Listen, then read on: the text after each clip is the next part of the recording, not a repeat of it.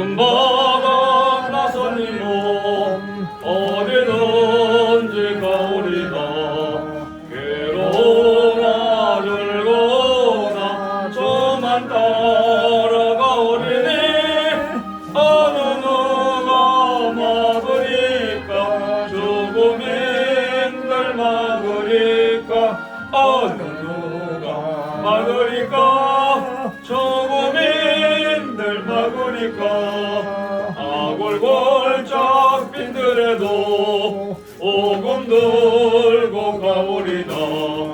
소돔 같은 거리에도 사랑 안고 찾아가서 종의 몸에 지닌 것도 아낌없이 드리리라.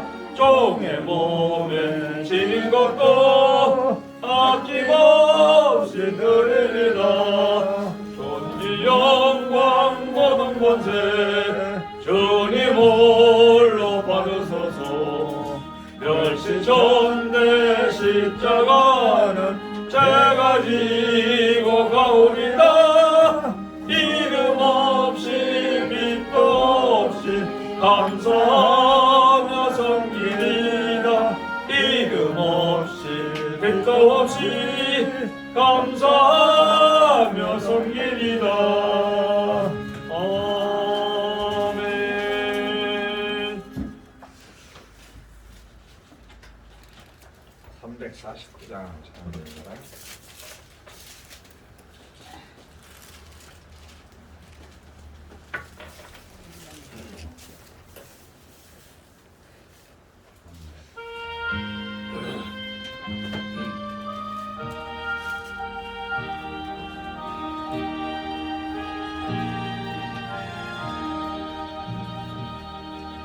주의 도움 받고자 주 예수님께 빕니다.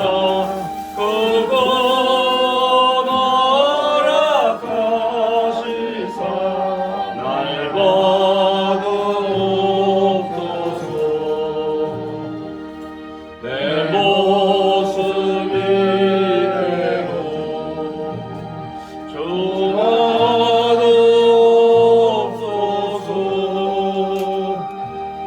날 위해 돌아가신 주 날 받으옵소서. 큰 죄에 빠져 영육을 날 위해 피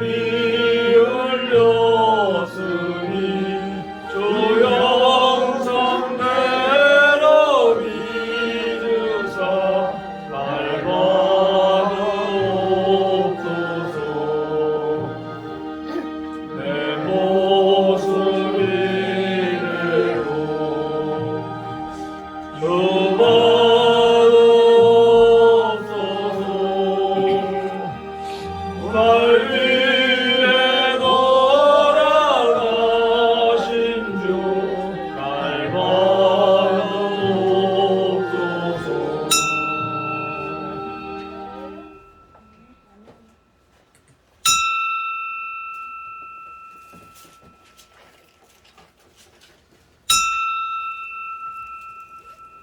다 같이 찬송가 549장 부르시면서 예배 부름에 우리 한 목소리로 응답을 드립니다. 549장.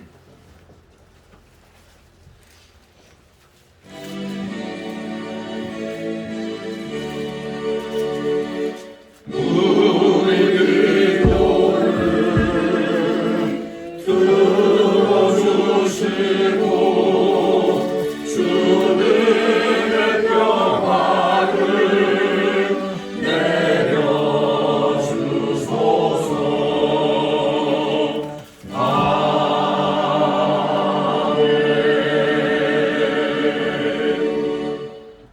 다 같이 묵도 드립니다.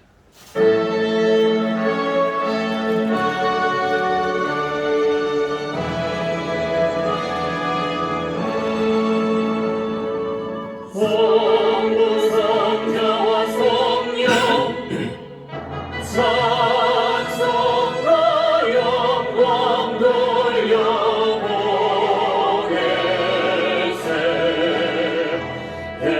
영원토록시는까지 또 영원토록 성삼위의 영광 하나님이여 나를 살피사 내 마음을 아시며 나를 시험하사 내 뜻을 아옵소서. 내게 무슨 악한 행위가 있나 보시고 나를 영원한 길로 인도하소서. 아멘. 다 같이 일어나서 찬송가 547장 하나님 앞에 올립니다. 547장.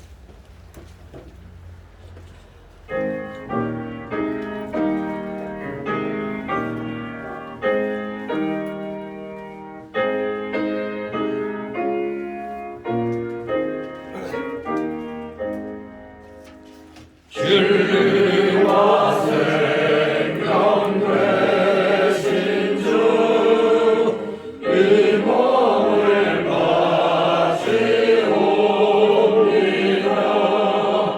믿음과 소망 사랑에 한 마음 되게 하소서.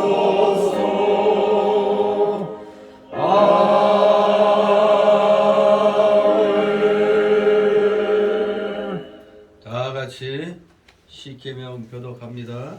찬송가 또는 성경 맨 뒤에 있습니다. 제가 먼저 있습니다. 제1은 너는 나 외에는 다른 신들을 네게 있게 말지니라.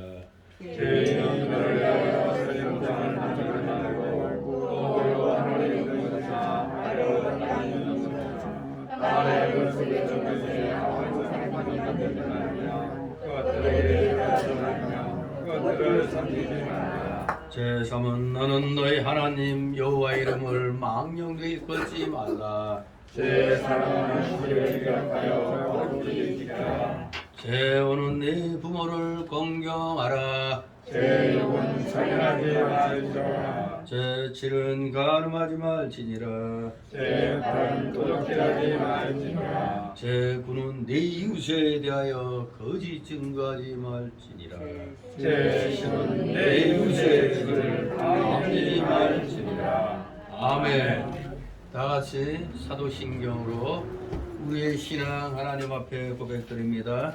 전능하사 천지를 만드신 하나님 아버지를 내가 믿사오며 그 아들 우리 예수 그리스도를 믿사오니 이는 성령으로 잉태하사 동정녀 마리아에게 나시고 은혜를 아들에게 고난을 받으사 십자가에 못 박혀 죽으시고 장사한지 사흘 만에 죽은 자 가운데서 다시 살아나시며 하늘에 오르사 전능하신 하나님 우편에 앉아 계시다가 저리로서 산 자와 죽은 자를 심판하러 오시리라. 성령을 믿사오며 거룩한 공예와 성도가 서로 교도하는 것과 죄를 사하여 주시는 것과 몸이 다시 사는 것과 영원히 사는 것을 믿사옵나이다. 아멘. 다 같이 찬송가 1장, 다 같이 1장 한 목소리로 하나님 앞에 올립니다.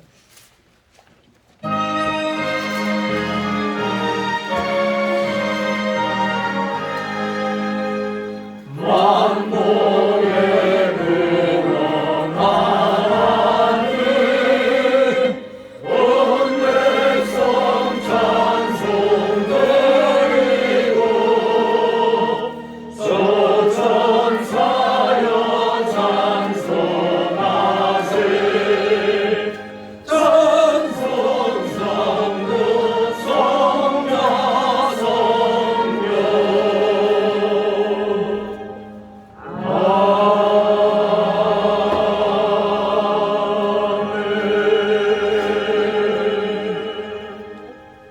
그 자리에서 하나님 말씀 받습니다.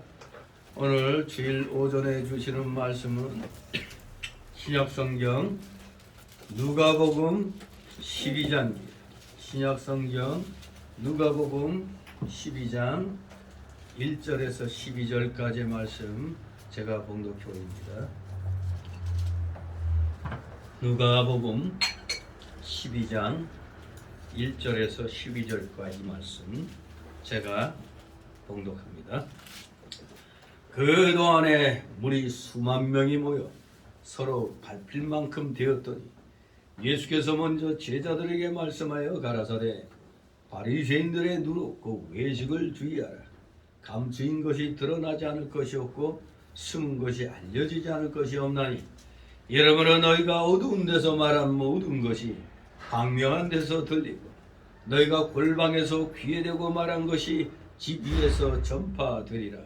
내가 내 친구 너희에게 말하노니 몸을 죽이고 그 후에는 능히 더 못하는 자들을 두려워하지 말라. 마땅히 두려워할 자를 내가 너희에게 보이리니 곧 죽인 후에 또한 지옥에 던져넣는 권세 있는 그를 두려워하라. 내가 참으로 너희에게 이르노니 그를 두려워하라. 참새 5이 아사리온 2에 팔리는 것이 아니냐. 그러나 하나님 앞에는 그 하나라도 잊어버리시는 바 되지 아니하는도다. 너희에게는 오히려 머리털까지도 다 세신 바 되었나니 두려워하지 말라. 너희는 많은 참새보다 귀하니라. 내가 또한 너희에게 말하노니 누구든지 사람 앞에서 나를 시인하면 인자도 하나님의 사자들 앞에서 저를 시인할 것이요 사람 앞에서 나를 부인하는 자는 하나님의 사자들 앞에서 부인함을 받으리라. 누구든지 말로 인자를 거역하면 사심을 받으려니와 성령을 모독하는 자는 사심을 받지 못하리라. 사람이 너희를 회당과 정사 잡은 이와 권세 있는 이 앞에 끌고 가거든 어떻게 무엇으로 대답하며 무엇으로 말할 것을 염려치 말라. 다 같이 12절 마땅히 하나님의 성령이 있고 그때 너희에게 가르치시리라 하시니라. 아멘.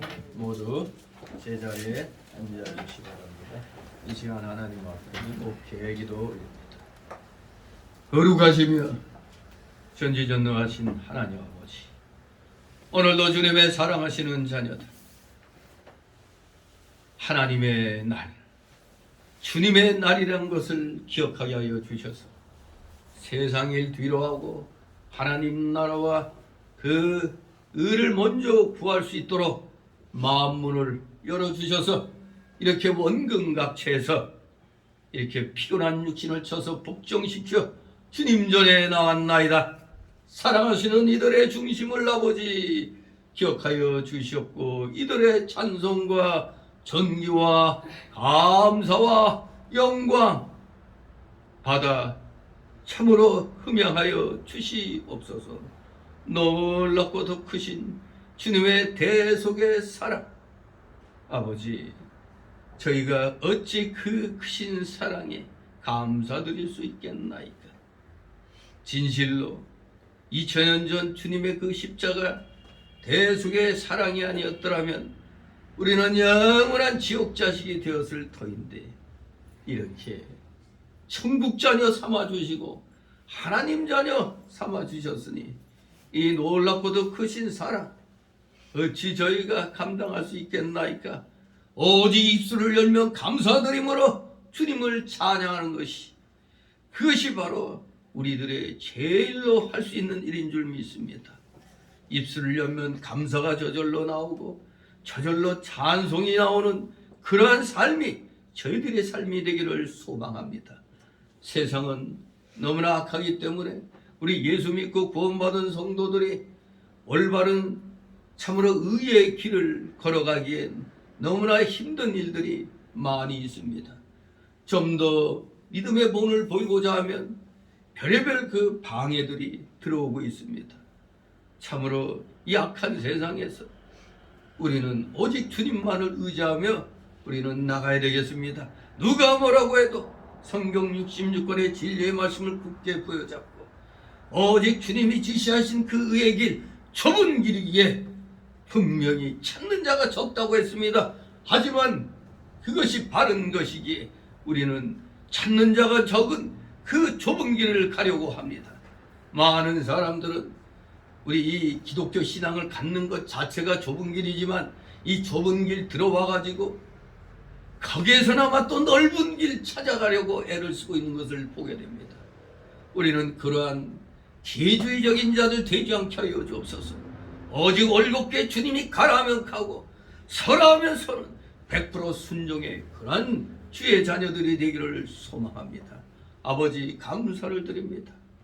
참으로 저희 나라를 사랑하여 주셔서 우리 이 대한민국에 살고 있는 기독교인들을, 주님의 자녀들을 기억하여 주셔서 이 나라가 자유민주주의 체제를 지켜나갈 수 있도록 허락하여 주셨으니 우리는 두 번 다시 자유민주주의 체제를 악한 무리에게 빼앗기지 아니하도록 정말 깨어 근신하며 기도하면서 참으로 이 세상의 악한 그 세력들과 싸워 우리는 승리의 길을 가야만 하겠나이다. 주의 성령께서 저희들을 늘 올바른 길로 인도하여 주시기만을 소망합니다. 사랑하는 주의 자녀들, 우리 자녀들끼리라도 서로 이런 알력이 없어야 되겠는데 오늘날 보면은 우리 기독교계 내에서도 주의 종들 사이에서도 또 성도들 간에도 사소한 걸 가지고 진리가 아닌 문제 가지고 다투며 원수가 되는 것을 보게 됩니다. 진실로 이 무슨 어리석은 짓입니까? 진리는 절대 우리가 타협할 수 없는 것이지만 진리 외의 것은 우리가 충분히 넓은 아량을 가지고 서로를 배려하면서 사랑으로 우리는 모든 것을 이렇게 이겨나가게 되는 줄 믿습니다. 오늘날 이 교계에서 일어나는 여러 가지 일들, 또 이 3월 9일 대통령 선거 끝나고 난 이후에 그 일어나는 일들을 보면서 우리 자유민주주의를 사랑하시는 자녀들 가운데 또 기독교인들 가운데서도 또 세상 우파 국민들 가운데서도 사소한 걸 가지고 서로가 이렇게 또 그 분열이 일어난 것을 이렇게 봅니다. 참으로 안타깝습니다. 우리 기독교인부터가 올바르게 세상의 모범을 보여야 되는데 우리 기독교계부터가 여러 가지 잡음이 일고 분열이 되는 것을 봅니다. 심히 안타깝습니다.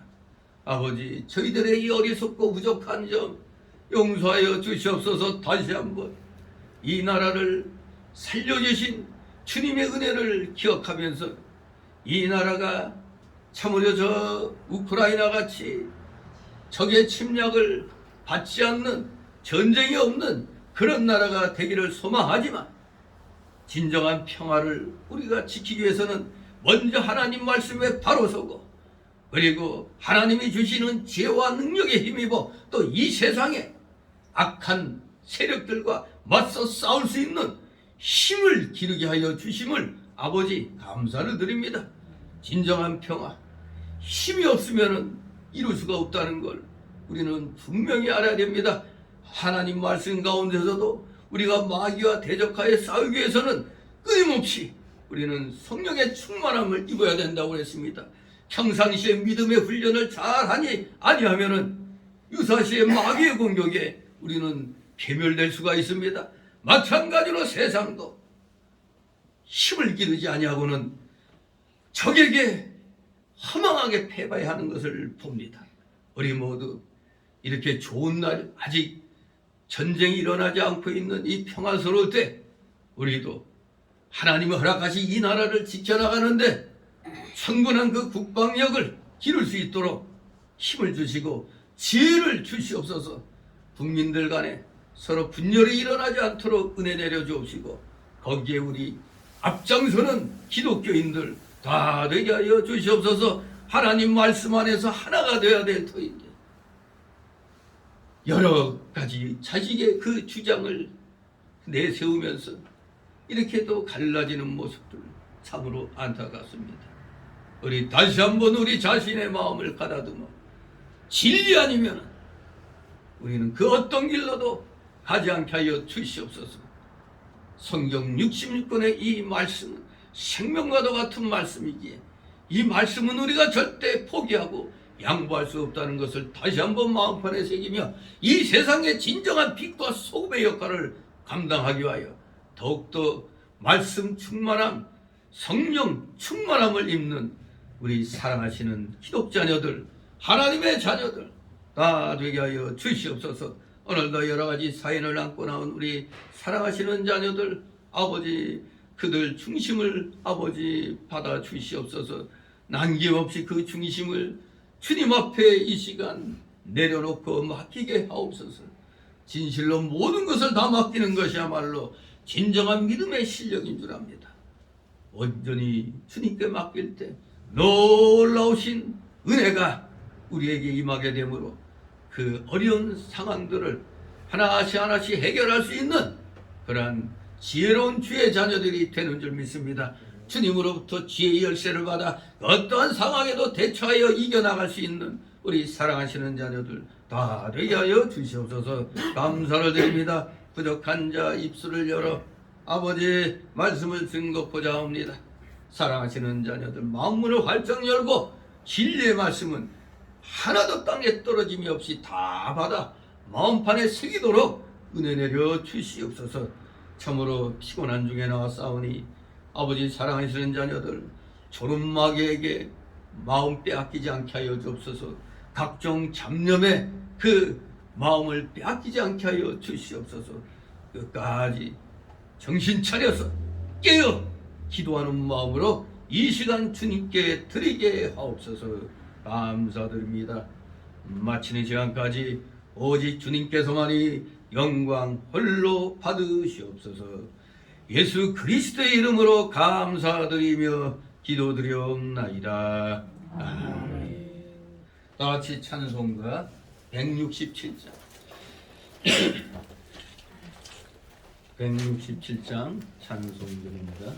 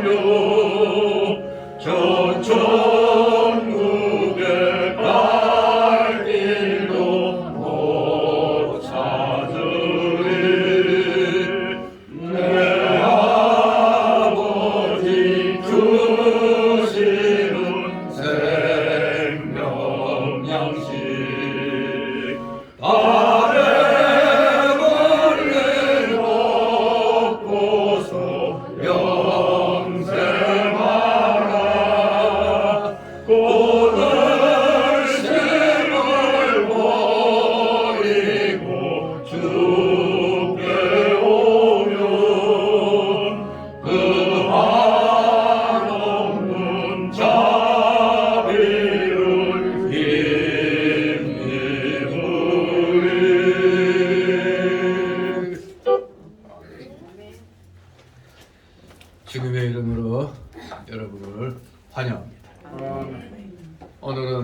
이 본문 말씀을 통해서 우리 성도로서의 그 자세가 어떠해야 되는가를 살펴보고자 합니다. 오늘 이 12장 1절에서 12절을 이렇게 한번 다시 읽어봤지만 그 앞에 그 11장 37절 이하에 보면은 예수님이 화 있을진저 하면서 아주 유대교 지도자들에게 악행과 패단을 아주 신랄하게 지적하셨습니다. 이른바 이 누가복음에서는 6가지 화를 선언하시면서 아주 신랄하게 지적하셨어요. 그러니 당연히 그들로부터의 핍박을 예상해 가지고 오늘 본문에서는 제자들이 오직 굳건한 믿음으로 담대히 대처해 나가도록 격려를 하고 있는 겁니다. 그러니까 제자들에게 격려하고 있어요. 어떻게 이 험악한 세상에서 이겨나갈 수 있겠는가? 우리에게 격려의 말씀을 주는 것입니다. 복음은 성령의 역사로 말미암아 그 자체가 생명력을 갖고 있습니다. 성령의 역사가 있기 때문에 그저 자체로서 생명력이 있는 겁니다.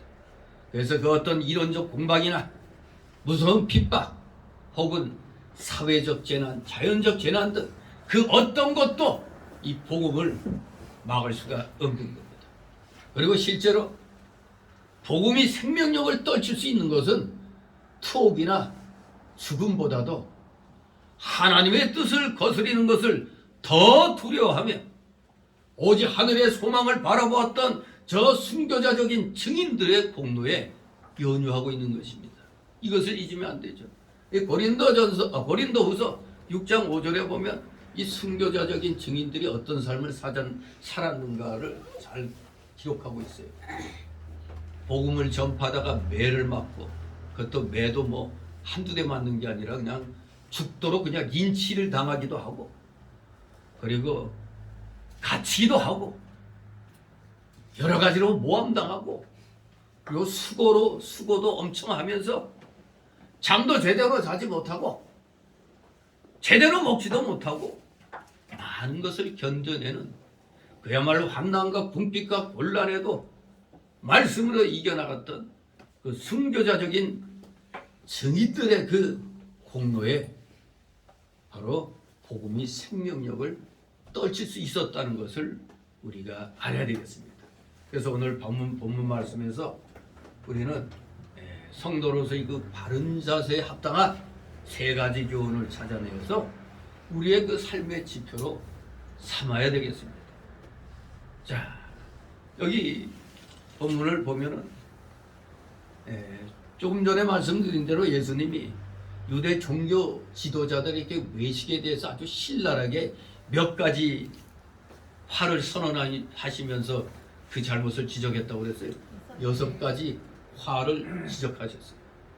6가지 화를 선포하시면서 그들의 잘못을 지적을 하시는데, 그야말로 화를 쓴진저 잘못을 지적하는 건 좋은데 아예 화를 선언했거든요. 그러니 예수님과 이 유대 종교 지도자들 간의 관계가 좋을래야 좋을 수가 없는 겁니다.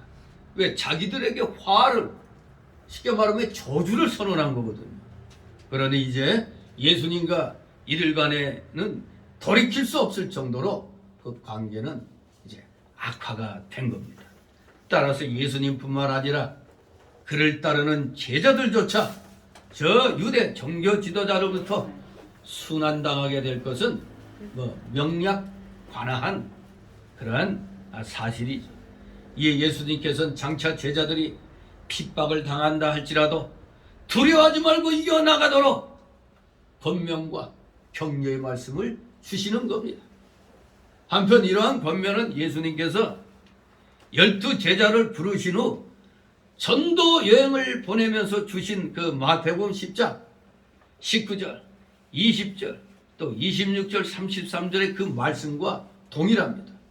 또한 종말에 대한 예수님의 그 묵시적인 그 강화 21장 12절, 19절의 그 내용과도 비슷한데 이것은 비단 예수님 당시의 사람들뿐 아니라 오고 가는 그런 세대에 걸쳐서 오늘날까지도 예수님으로 말미암아 핍박당하는 모든 사람들에게 주시는 권면입니다.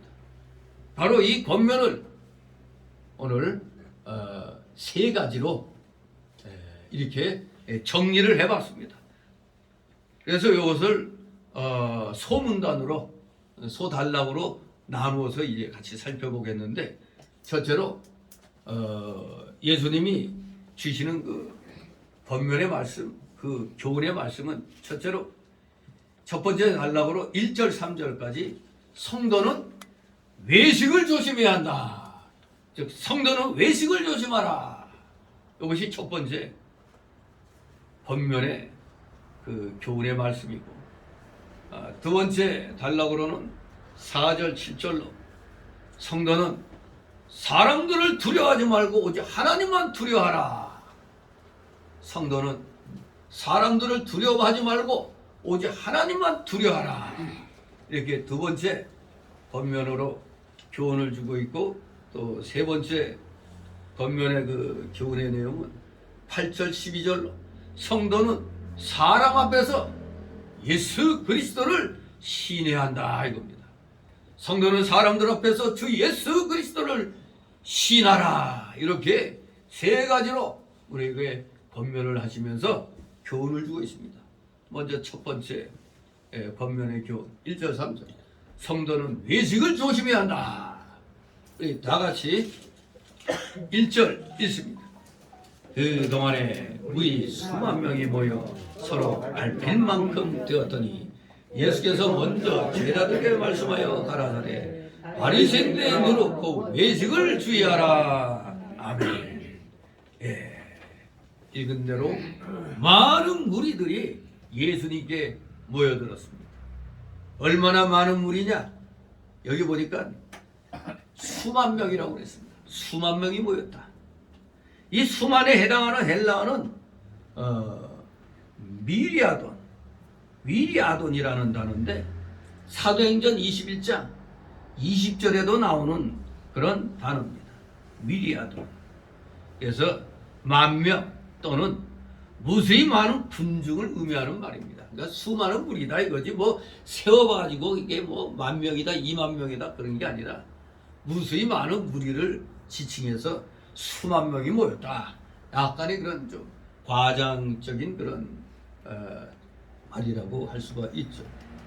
따라서 이는 예수님의 명성이 그만큼 높았다는 것을 아주 잘 나타내주고 있을 뿐만 아니라 또 그 당시 사람들의 종교성, 그 종교성도 상당히 강했다는 것을 여실히 보여주고 있다. 그렇게 말할 수가 있겠습니다. 그러나 이들 무리들이 나중에는 예수님을 십자가에 못 박으라고 소리 지르는 성난 군중으로 그 화하고 마른 것을 우린 23장 21절 23절에서 보게 됩니다. 지금 이렇게 예수님께 뭐라도 떡 하나라도 얻어먹을까 있는 줄 알고 무리들이 몰려드는 겁니다. 그런데 이들과는 다르게 우리 예수님의 관심은 어디 있는 거예요? 예수님의 관심은 저들에게 필요한 하나님의 말씀을 전하고 사람들을 회개시키고 바로 세우는데 예수님의 관심이 있는 겁니다. 그런데 이 무리들은 그저 뭔가 얻을 게 있나 그랬는데 나중에 별로 얻을 게 없으니까 도리어 나중에 실망해가지고 도리어 예수님을 못 박아라, 한마디로 죽여라, 이렇게 참으로 악한 그런 무리들로 바뀌게 되는 걸 봅니다. 아무튼 저들이 예수님께 몰려든 그 까닭은 진정 예수님이 메시아이심을 깨달아서가 아니라 단지 예수님께서 행하시는 표적의 그 이면만을 보고서 그저 놀랐고, 또한 그 같은 표적들로 말미암아 자신들에게 돌아올 그 어떤 그 육체적인 유익, 뭔가라도 얻어 먹을 수 있는 게 있지 않을까 하는 그런 것 때문이었다는 것을 우리는 요한복음 6장 또 24절 또 26절을 통해서 보게 됩니다. 우리 한번 요한복음 6장 24절 26절 우리 같이 읽도록 하겠습니다. 요한복음 6장 인간이 얼마나 이렇게 사악한가. 요한복음 6장 24절 26절 같이 읽습니다. 시작. 우리가 거기 예수도 없으시고 제자들도 없음을 보고 곧 배들을 타고 예사를 찾으러 가버나움으로 가서 바다 건너편에서 만나 랍비여 어느 때에게 오셨나이까 하니 예수께서 대답하여 가라사대 내가 진실로 진실로 너희에게 이르노니 너희가 나를 찾는 것은 표적을 본 까닭이 아니요 떡을 먹고 배부른 까닭이로다. 아멘. 예수님은 이들의 속마음을 꿰뚫어 보고 계시는 겁니다. 우리 인간은 그렇잖아요. 뭔가 나에게 유익이 있지 않을까? 뭔가 좀 얻어먹을 만한 게 있지 않을까?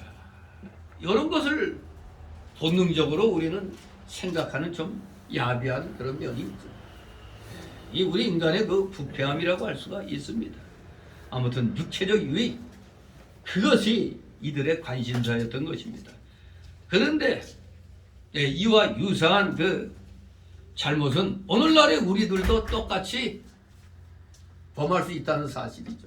이 당시에 이 백성들만 참 못난 놈들 하는 게 아니라 오늘날 우리도 뭐 왜 한 가지 아닙니까? 즉 예수님이 누구신지에 관해서는 알지 못할 뿐더러 그저 알려고 하지도 않으면서 그저 정신적인 수양만을 위해서 또는 다른 사람보다 의롭게 산다는 자기 만족을 얻기 위해서 좀 지식층에 이런 생각하는 사람들이 많아요. 일종의 수양을 위해서. 이 성경 말씀 보면 말씀은 좋은데 좀 만화책 같은 뭐 그런 뭐 이적 뭐 소위 신화나 전설에서 나오는 뭐 그런 것들이 이렇게 보이니까 뭐 재미도 있고 그러면서 뭐 또 자기가 좀 지식적으로 뭐가 좀 돼 있다는 걸 좀 만족감을 얻으려고도 이렇게 와가지고 교회 나와서 어울리기도 하는 거죠. 아무튼 그저 정신적인 수양, 자기 만족, 정신적 수양하려면 뭐 중이 돼야죠. 승려가 돼서 뭐 절간에 들어가서 정신적 수양을 하지. 교회에 나와서 무슨 정신적 수양을 해요. 우리 교회는 생명력이 있잖아요. 세상의 소금과 빛이라고 그랬잖아요. 우리는 말씀을 통해서 그 말씀을 읽고 기도하면서 영적인 면, 영적인 수련을 하는 거지 무슨 정신적인 수양을 하는 거 아니에요. 그러면 단수련 뭐 이런 거 하면 되는 거죠. 우리는 영적인 교제를 주님과 나누기 위해서 이 교회에 나오는 겁니다. 그저 자기 만족 얻으려고 오늘날도 열심히 교회에 출석하는 자들이 있다면 유대인들이 예루살렘 멸망이라는 심판을 당했던 것처럼 이런 자들도 장차 예수로부터 내가 너희를 도무지 알지 못하니 불법을 행하는 자들아 내게서 떠나가라 하는 마태복음 7장 23절의 그런 말씀을 우리는 듣게 될 것입니다. 얼마나 무서운 말이에요. 마태 7장 23절 내가 너희를 도무지 알지 못하니 불법을 행하는 자들아 내게서 떠나가라. 이건 한마디로 멸망의 선포입니다. 멸망에 대한 선고예요. 이렇게 그저 정신적인 수양, 자기 만족, 자기 지식 자랑하려고 자기 사회에서 이거 어떤 명예로운 이런 자기의 그 위치를 자랑하려고 여러 교회 나와서 폼 잡는 사람들이 얼마나 많아요. 특히 대형 교회는 사람들 많으니까 거기서 좀 뻐기고 혹시라도 나중에 또 어디 정치계에 등장할 때 표라도 이 인지도를 높여서 표라도 많이 받으려고 하는 그런 마음가짐을 가진 사람들이 이 대형 교회는 세고 센 겁니다. 항상 모든 단체를 움직여 나가는 것은 소수에 의해서 움직여지는 거예요. 소수의 그 확실한 그 책임감과 사명감을 가진 사람들. 미국이란 저 거대한 나라도 5%의 엘리트들이 움직이는 겁니다. 엘리트들이 5%. 이 교회도 마찬가지. 교회도 3% 5%의 핵심되는 정말 헌신된 사람들에 의해서 움직여지는 겁니다. 아무튼 우리는 주님으로부터 멸망의 선고를 받으면 안 되겠습니다. 따라서 우리는 바로 지금이 예수님을 찾을 때요, 예수님 만나서 구원을 얻을 수 있는 마지막 때라는 것을 분명히 깨달아야 됩니다. 지금이 마지막 때.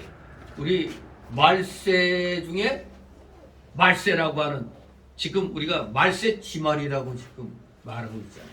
말세 그 끝자락, 이 밤의 끝을 잡고 하듯이 말세의 끝을 잡고 있습니다. 우리가 말세의 끝을 잡고 가고 있는 겁니다. 그러니까 지금 여러분들 생각지도 못했던 그런 일들을 지금 2년 동안 당하고 있잖아요. 아니 세상에 마스크 이걸 벌써 이걸 하루 이틀도 아니고 지금 2년 가까이 마스크를 쓰고 있고, 그리고 코로나라는 거기에 모두 겁들을 잔뜩 먹고, 그러니까 평상시에 그저 감기인데 감기도 그냥 하루아침에 다 코로나로 그냥 둔갑이 돼버려요. 원래 감기 바이러스가 코로나 바이러스인데 지금 이게 코로나 19라고 이렇게 19년대 그 발현돼서 그런가? 그러니까 이 코로나라고 지금 이렇게 명명된 거 코로나 바이러스죠. 그러니까 코비드가 코로나 바이러스 이건데, 지금 이 의사들이 전문가들 얘기는 하나도 안 듣고 그래서 그냥 이거 위험하다 이거 이 얘기만 듣는 거예요. 원래 사람의 코 속에는 수만 종류의 우리가 아직도 발견하지 못하는 수많은 바이러스들이 이 코 속에 있다는 거예요. 입하고 이 코 속에. 그래서 어느 날 좀 컨디션이 안 좋고 코 안에 그 습도나 이게 온도 조절이 안 되면 바로 감기가 걸리거든요. 그러면 이 안에 있는 그 코로나 바이러스뿐만 아니라 여러 가지 바이러스들이 증식이 되기 때문에 조그만 코로나 그 바이러스 같은 것도 같이 증식이 되니까 소위 말하는 신속 항원 검사라는 건 거기에 대기만 하면 바로 양성으로 뜨도록 그렇게 민감하게 그게 이렇게 만들어진 거라고 그래요. 그러니까 한마디로 코로나 바이러스가 얼만큼 증식되는가 그걸 보는 그 막대기인데, 그러니 감기 걸렸다면 당연히 이게 양성으로 나올 수밖에 없는 거거든요. 그러니까 지금 솔직히 여러분 감기 환자 지금 없죠? 나 감기 환자라고 얘기하는 사람 없어. 왜? 감기하면 무조건 다 지금 뭐로 다쳐? 코로나 환자로 쳐버리는 거예요. 그냥 평상시에 우리 옛날에 감기 걸려서 골골대고 칼락칼락하고 아이고 온몸이 욱신거리고 열이 그냥 펄펄 나고 그랬잖아요. 그런데도 별로 그냥 그 감기약 먹고 그냥 쉬면 된다 이러는데 지금은 조금만 그 열 나도 그냥 아이고 이거 코로나구나 하고 그냥 겁을 잔뜩 먹고 어디도 또 못 나가고 막 이러잖아요. 더구나 더 웃기는 게 아무 증상도 없는데 무증상인데도 이게 양성이 나왔다고 완전히 이거 죽을 병 걸린 사람 같이 그렇게 지금 되고 있잖아요. 정말 이 마지막 때에 소위 팬데믹, 세계적인 유행이라는 이런 팬데믹 시대를 맞이해서 진짜 지구는 하나구나, 세상은 하나구나, 이게 그냥 뼈저리게 느껴지죠. 그냥 지금 참 기가 막혀요. 이 실내에서는 마스크 쓰면 좀 그런다고 할 수 있어요. 이 침이 튀어나가서 이렇게 되니까 마스크 써서 그런 걸 더 방어한다고 할 수 있지만, 밖에 나가서는 돌아다니는데 산에 가서나 바다에서나 우리도 웃기잖아요. 우리도 그냥 바닷가나 산에 가서 이 마스크 쓸 필요도 없는데도 마스크 쓰고 있단 말이에요. 이게. 그러다 보니까 저도 그 폐해를 입었는데, 항상 이 기관지나 여기 나쁜 사람은 마스크를 오래 쓰고 있으면 내가 이 숨쉬고 내뱉는 이산화탄소를 도로 다시 들여 마시기 때문에 도리어 나중에 폐에 이상이 생긴다고 그래요.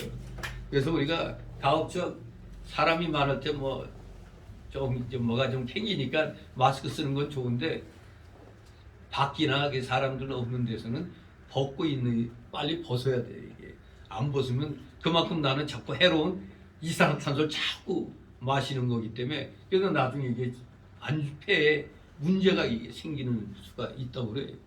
저도 그런 걸 좀 느껴서 좀 안 좋아진 걸 보게 되는데 아무튼 지금 이 시대는 그야말로 지구의 종말을 그렇게 충분히 말할 수도 있는 그런 시대는 분명한 것 같아요. 왜 우크라이나하고 러시아가 전쟁하는데 왜 우리가 지금 저 뭐 유류 연료 자동차 이제 그 경유도 휘발유처럼 돼버리대. 2,000원이 넘었어요.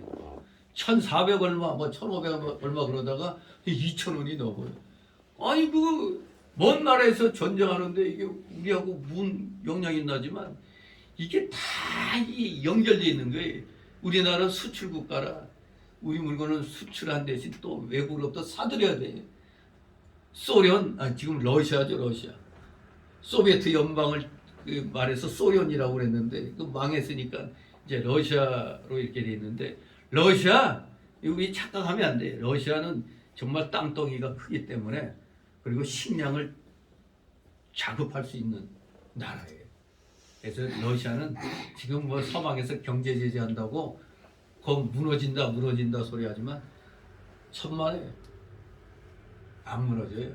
도리어 우리나라 같은 경우는 식량 자급이 안 되기 때문에 망할 수 있어서도 러시아는 니들이 우리 경제 제재 그럼 우리 식량 끊어. 그러면 왜 세상이 난리 나는 거예요? 그래요 지금.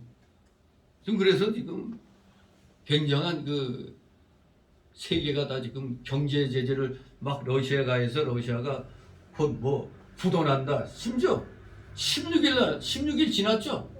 16일 날이 러시아 국가 부도 날이라고 막 그랬는데 뭘 부도나긴 뭘 부도나요? 도리어 들리는 얘기는 금이 엄청 많이 있대요. 금 보유가. 안 망한다는 거죠. 지금 독일하고 프랑스가 난리 났잖아요. 아니 그러니까 바보 멍청한 거죠. 그때 미국이 말렸다고 절대 러시아로부터 받지 말라고. 근데 거기도 탈원전 뭐 이런 거 해가지고 이 에너지를 갖다 외국에 의존해가지고 소련으로부터 이 가스관 같은 걸 묻어가지고 거기서부터 공급받는데 지금 그냥 소련이 이것들 봐라 이거 니들이 그래 그럼 나도 끊어 되어버리니 지금 독일하고 프랑스가 쌩 난리 났다고 하잖아요. 연료 이 에너지 때문에. 그런데 우리나라 지금 요요 문가 요요요 썩어 빠진 더블당 이놈들이 대한민국 망칠 뻔했잖아요. 왜? 러시아로부터 가스관 이런 거 중국으로부터 이걸 갖다 다 어디로 통과? 북한으로 이렇게 해가지고 우리 에너지 하겠다는 멍청한 짓거리를 하려고 탈원전 한 거 아니에요. 부족한 에너지 그렇게 받아들이려고. 큰일 날 뻔한 거죠. 만약 그랬으면 북한에서 뚝 끊어버리면 뭐가 되는 거예요? 우린 그냥 난리 나는 거예요. 난리 나는 거예요. 이 에너지를 갖다 남의 나라에 의존한다는 것부터가 벌써 역적인 겁니다. 그거는 나라 망해먹일 놈이라는 거예요. 천하의 악독한 놈들이죠. 저것들은 나라를 망쳐먹으려고 해도 그런 주제에 무궁화 대훈장을 셀프로 수여한다고? 그것도 지 마누라까지? 뭐 원래 대통령은 그거 받게 돼 있다는데 아니 전두환 씨나 노태우 씨 다 박탈했잖아요. 모든 거 다. 원래 그 무궁화 대훈장 받으면 살인죄도 그러니까 중죄도 사함받는 거예요. 그게 무궁화 대훈장을 받으면. 여기 아마 그래서 그냥 다급하다고 생각해서 그런 거지 셀프 수여 지 마누라한테까지 해주려고 한 건지 모르겠는데 아무튼 지금 이 세상 우린 지금 말세의 끝자락을 잡고 지금 살얼음 판을 지금 걷고 있는 겁니다. 지금 막 미국의 금리 막 오르고 우리나라에서 벌써 외국 자본들이 막 빠지. 벌써 몇 개월 사이에 50몇 조가 빠져나갔다고요. 50몇 조. 막 매도하는 거예요, 그냥. 막. 아직까지는 우리 개미떼들이 그냥 그걸 뭐 받아서 이렇게 파는 거 사고 이렇게 하지만 이게 얼마 오래 못 간다는 얘기가 있어요. 빨리 전쟁이 끝나든가 뭐 이렇게 되지 않으면은 상당히 어려운 상황에 놓이게 됩니다. 아무튼 우리 이 현대에 살고 있지만 지금이 바로 예수님이 멸망을 선고하는 그 지구의 그 종말의 날이 될 수도 있는 거예요. 그런데 우리는 종말의 날 표정 관리 잘해야 된다고 그랬죠. 도리어 우리는 지금 뭘 원하고 있는 거예요? 예수님 어서 오시옵소서죠. 사실 세상적으로 보면 주님 재림의 날은 이 세상이 망하는 날이잖아요. 그냥 막 종말의 징조가 무시무시하게 막 일어나서 망하는 날인데 우리는 한쪽 구석에서 다른 세상 사람들 믿지 않는 사람들이 안 보이게 씩 하고 미소 짓고 있는 거예요. 사실 우리는 왜 우리는 당연히 재림의 날을 지금 기다리고 있잖아요. 아무튼 지금 이 지구 종말의 소식들이 이렇게 들려오는 건 역으론 주님이 재림하시는 날 점점 가까웠다는 그야말로 희소식이라 할 수 있죠. 그러나 세상은 이거 이해를 못하죠. 도리어 우리 보고 미친놈들이라고 그러죠. 저것들은 지들밖에 모른다고 그렇게 되겠죠. 하지만 우리가 우리만 하는 게 아니잖아요. 우리는 그런 때를 대비해서 열심히 복음을 전했잖아요. 예수 믿으시오. 아니면 멸망당하고 지옥 간다고. 반드시 주님은 재림하신다고. 그러면서 우리가 자꾸 재림의 징조를 선언했잖아요. 우리가 우리만 잘 먹고 잘 살려고 그러는 게 아니잖아요. 아직 믿지 않고 있는 사람들 가운데는 하나님의 택한 자녀들이 있잖아요. 그러니까 그들이 깨어서 빨리 하나님께로 나오도록 우리는 열심히 지금까지 했던 겁니다. 아무튼 이 지구 멸망의 그 날이 조금씩 이 가까워지고 있는 그런 때라는 사실. 그렇기 때문에 우리는 부지런히 우리는 열심히 복음을 전하면서 우리 자신의 신앙인격을 우리는 열심히 쌓아가야 되겠습니다. 자, 그렇기 때문에 예수님께서 이 몰려든 무리들에 대해서 오늘은 뭐 떡을 줄까 뭘 줄까 그걸 생각하시는 게 아니라 하나님 말씀을 전해갖고 저들을 회개시키고 바로 세우는 게 예수님의 관심이었어요. 뭐 떡 먹이는 게 예수님의 그 목적이 아니에요. 그들을 회개시키고 바로 세우는 데 있는 겁니다. 바로 11장에서 기록된 대로 바리새인들과 서기관들의 외식에 대해서 책망하셨기 때문에 이제 예수님은 제자들에게 앞으로 올 저들로부터 그 핍박을 또 염려해서 먼저는 저들의 겉으로는 삐까번쩍한 저들의 외식, 겉으로는 멋져 보이잖아요. 그냥 아주 그 외식 화려하고 뭔가 있어 보이는 그런 것, 그들의 외식을 주의하라는 교훈을 주실 필요가 있었던 겁니다. 외식은 겉과 속이 다른 게 외식이죠. 겉으로는 하나님을 잘 섬기는 것 같지만 속으로는 하나님을 부정하고 그를 무시하는 것 같은 것, 이것이 외식입니다. 겉과 속이 다른 거예요. 우리 사람으로 치면은 저 사람을 내가 아주 저 사람만 보면 아우 진짜 신경일 나고 뭐 구역질 난다고 이런 생각을 할 수 있는데 그러나 만나서는 그 앞에서는 그렇게 표현할 수는 없죠. 속으로는 그냥 아이고 구역질 나고 그냥 이러면서도 겉으로는 웃으면서 뭐 그렇게 하는 거 아니에요. 겉과 속이 다른 거. 그런 게 외식인 겁니다. 특히 이단들 지들이 하나님 믿어요? 하나님 안 믿잖아. 자기 교주를 믿는 거지. 교주가 어떻게 하나님이 돼? 그러면서 우리 기독교인들한테 하나님이라고 그냥 막 거짓말 해야 되잖아요.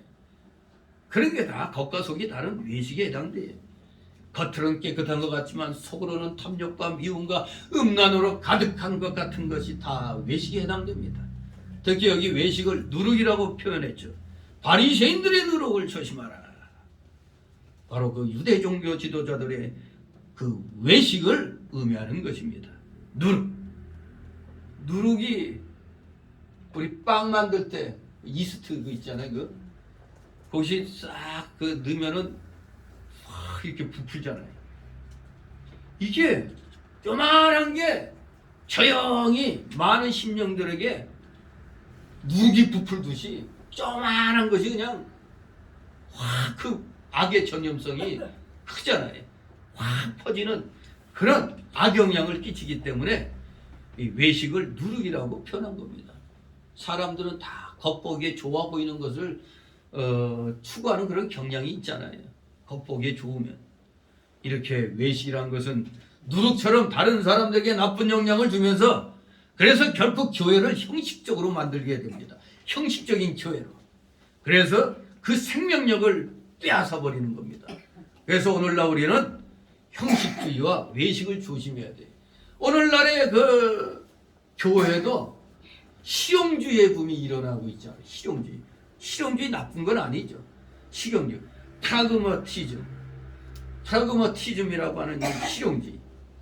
이 실용주의는 물론 우리가 일반 그 세상에서는 실용주의가 좋은데 마치 그 우리나라 조선 말기 때 그 실학사상 맨 그냥 앉아가지고 폰만 잡고 헛기 치면 해대고 이런 그 유학 이런 것이 나중에는 이제 그 너무 사람들을 갖다 그냥 이 말장난하고 그냥 그걸로 그냥 그 당파 싸움 일어나게만 만들잖아요. 그래서 나중에 그게 이제 실질적인 학문으로 이게 바뀌어야 된다 해서 이제 실학사상이 일어났던 거예요.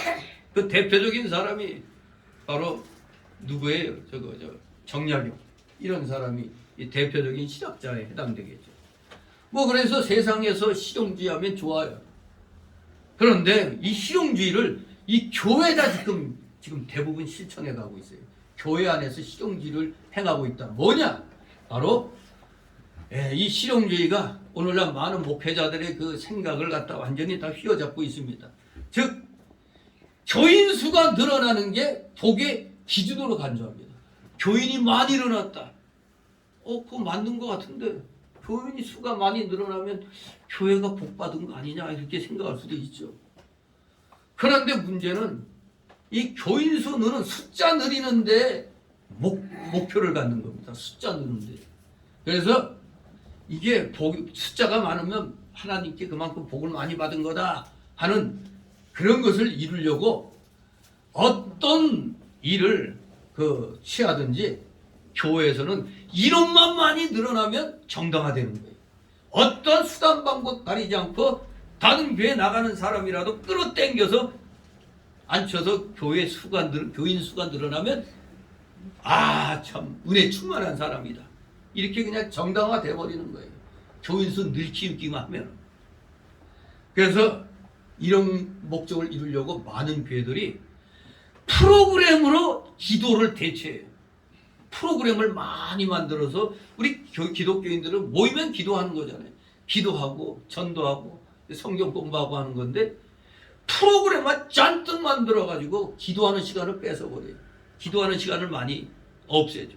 프로그램으로 기도를 대체하고 사람들 잔뜩 모음을 가지고 능력 있는 교회로 사람들 수로 능력으로 표현하고 재밌게 오락성 있는 그런 걸로 그래야 은혜롭다. 참 재밌다.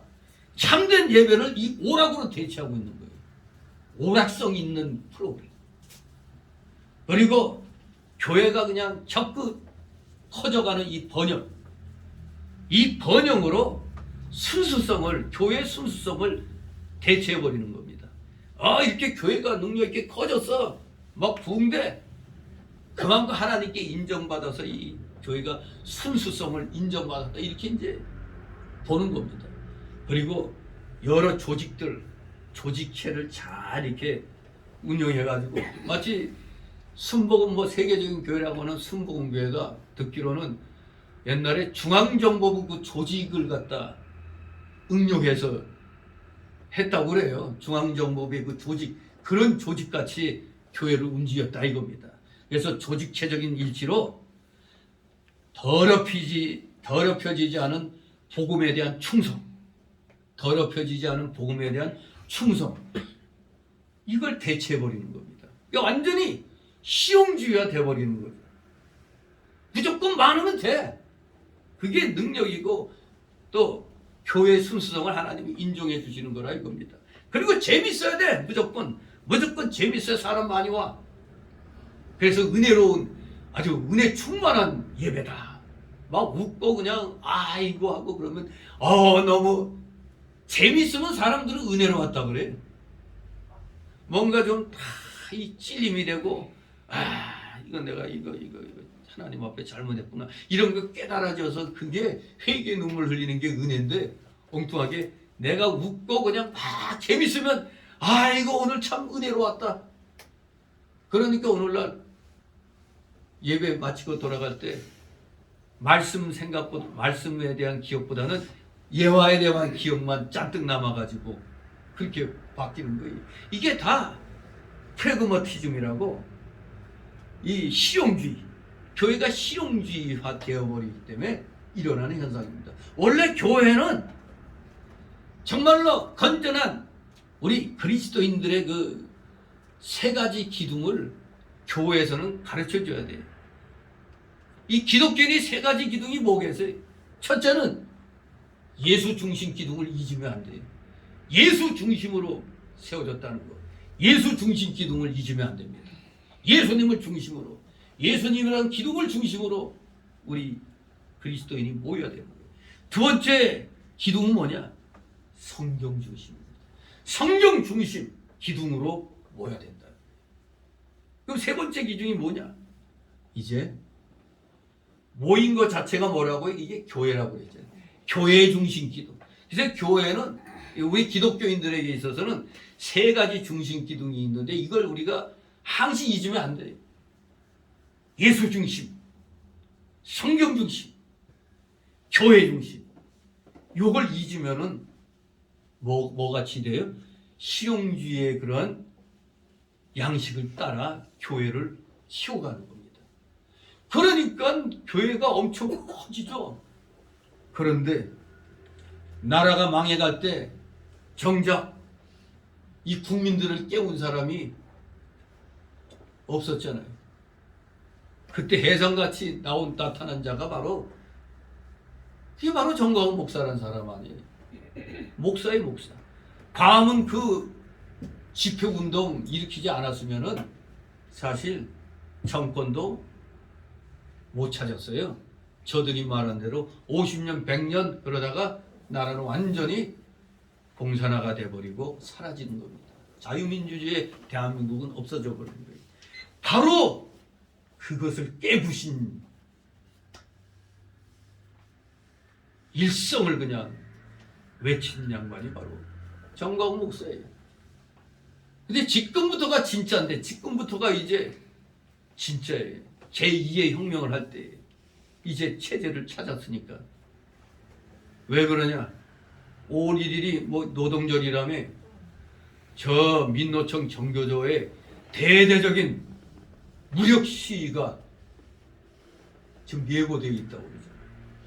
계속해서 정보가 저 민노총이나 저 정교조에 신겨둔 우파의 이 간자들이 그 소식을 전해요. 이 5월 달에 이 윤석열 정권 들어서기 전에 완전히 식물 정권으로 만들어버리는 그런 지금 계획을 지금 세우고 있다고 그러잖아요. 근데 이렇게 그들은 하나로 뭉쳐갖고 이걸 무너뜨리고 자기들의 그걸 갖다 회복하려고 하는 그런 운동을 지금 준비하고 있는데, 우리는 지금 조금 뭐가 됐다고 사분오열돼가지고 서로 다 그냥 머리 노릇해. 어디서 우리 모여서 이 악한 세력에 대해서 우리 목소리를 내자면 거기로 다 모여갖고 같이 외쳐야 되는데, 너는 너고 나는 나 여기저기 다 이렇게 흩어져가지고. 이게 지금 문제예요 지금. 정말로 대형 교회들이 에스더가 하나님이 뭘로 세웠죠? 아수에로 왕의 그 왕비로 세워줬잖아요. 왕비로 세워줬는데 어떤 걸 방지하려고 왕으로 세워놨어요. 이스라엘 민족이 멸절당하는 것을 방지하도록 하려고 하나님이 에스더를 왕으로 만들어놨잖아요. 여기에. 포로민이 어떻게 왕후가 될 수 있어? 하나님의 역사로 왕후가 됐잖아요. 그래서 결정적일 때 이스라엘 민족을 구원해냈잖아요.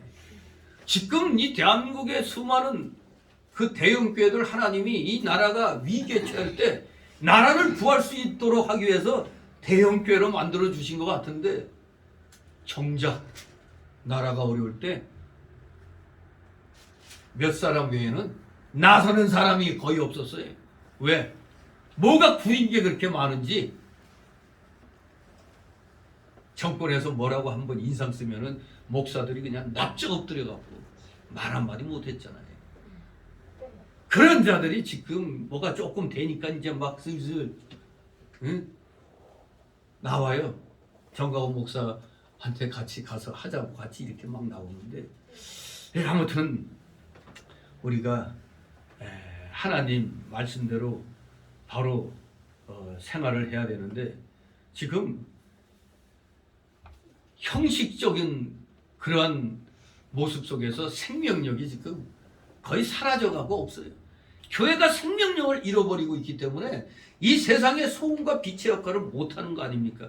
그러니까 이 코로나가 한번 팬데믹 현상이 일어나니까 사방에서 교회 손가락질 되고 세상에 교회에다가 침 뱉질 않나?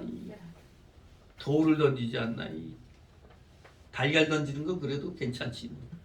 배고픈 사람 달걀이라도 빨아먹으라고 달걀 던지는 건지 몰라도 세상에 어디 감히 교회에다가 그동안에 교회가 지역사회를 위해서 지역사회에서 그런 대로 좋은 역할을 많이 했는데 그렇게 선동질 해니까 교회를 완전히 범죄 집단같이 그렇게 코로나 터트리는 그런 주범처럼 그렇게 그냥 광고를 내버렸잖아요. 그냥 이것이 다 뭐 때문에 왔느냐? 왜 제가 이 누워서 침 뱉는 소리 하느냐?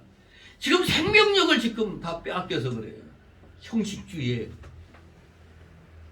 교회가 무너진 겁니다. 실용주의가 돼가지고 신본주의가 인본주의가 돼서 그런 거예요. 생명력.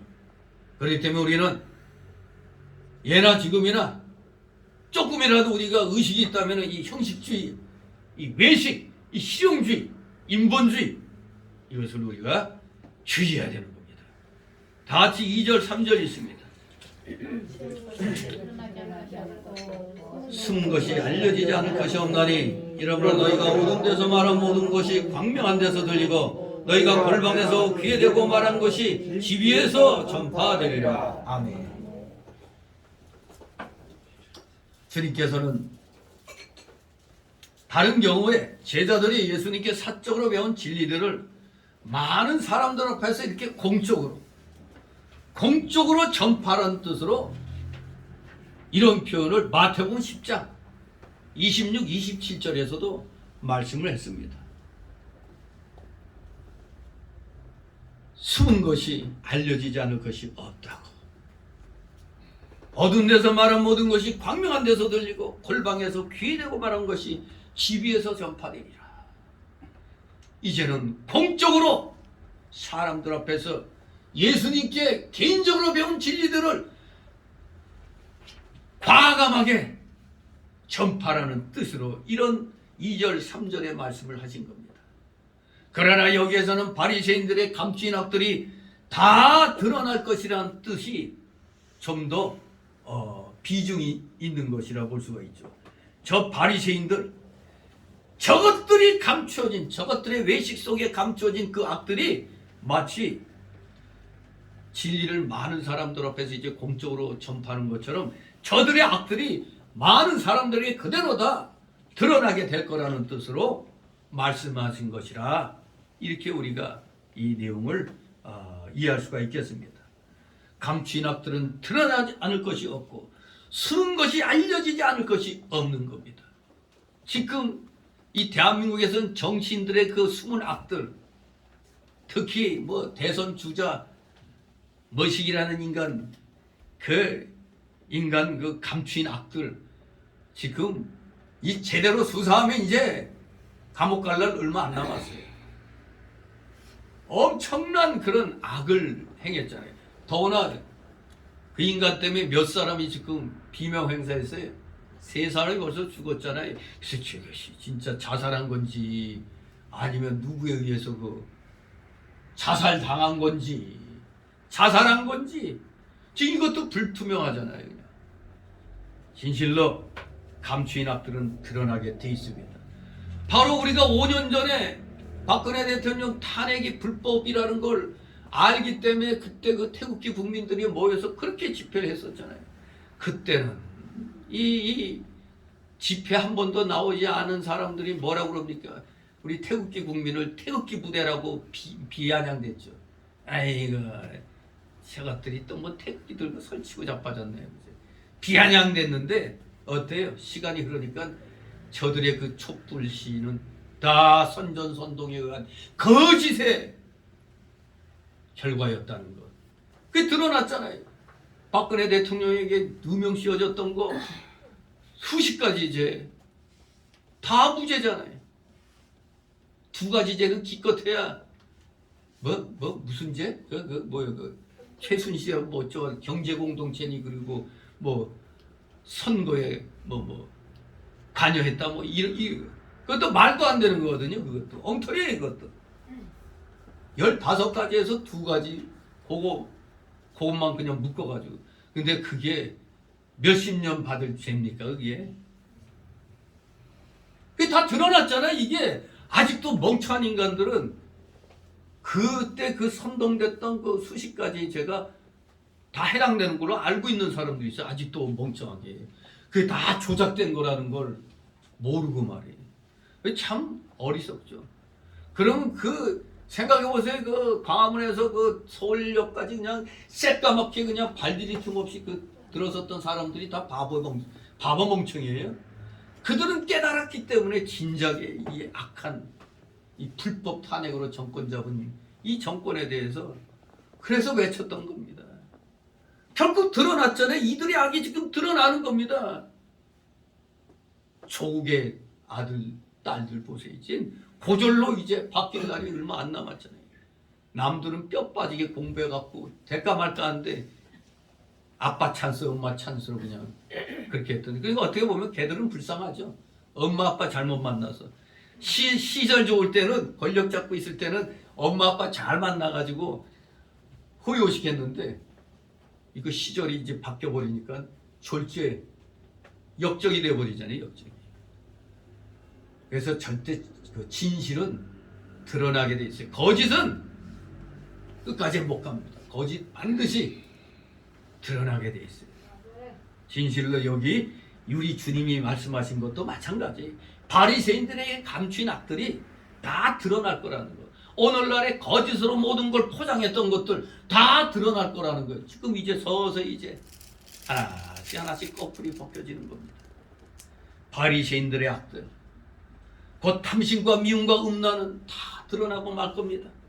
세상에 은밀한 것이란 이 세상에 없습니다. 우리말 속담에 뭐 있죠? 뭐 남말은 뭐가 듣고 반말은 뭐가 들어? 남말은 새가 듣고 반말은 쥐가 듣죠. 감추일 것이 없는 겁니다.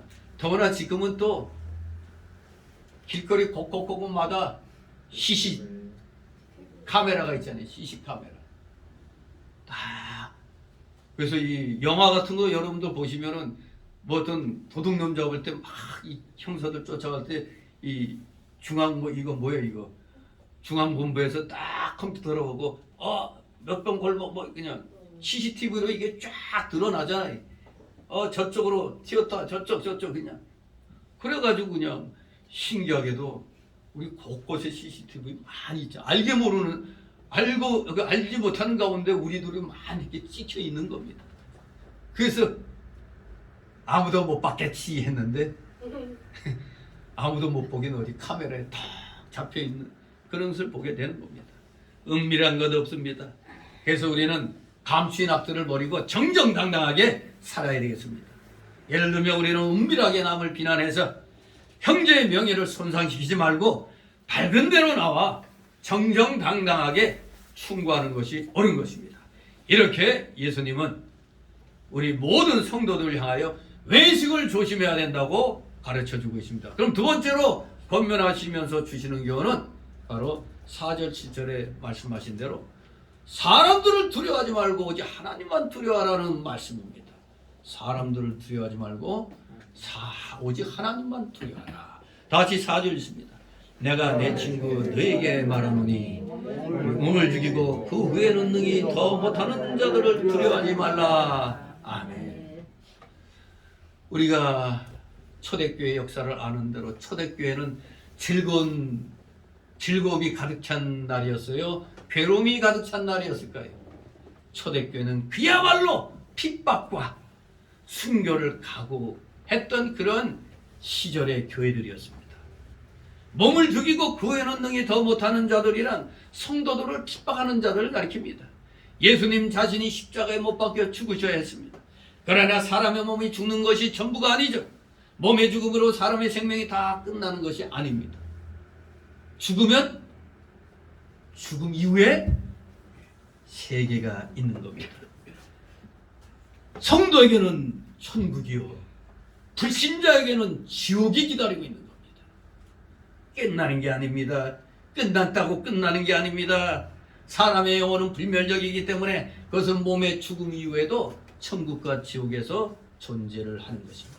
단지 사람의 영혼이 천국에서 안식을 누리느냐 지옥에서 고통을 당하느냐의 차이가 있을 뿐입니다. 몸의 죽음 후의 영혼의 상태는 사람이 어찌할 수가 없고 오직 심판자 하나님의 손에 달려 있습니다.